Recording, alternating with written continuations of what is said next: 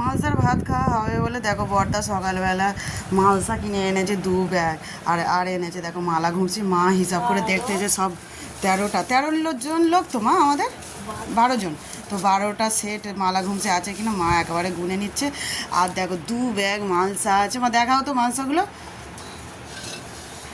তো মালসাগুলো খুব ভালো আর খুব বড়। যেমন কেমন মালসাগুলো হয়েছে?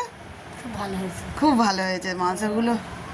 কি বড়, 500 করে চাল ধরে যাবে। মা হিসাব করছে যে খুব বড় বড় মালসা দিয়েছে আর খুব ভালো হয়েছে। আর 18 টাকা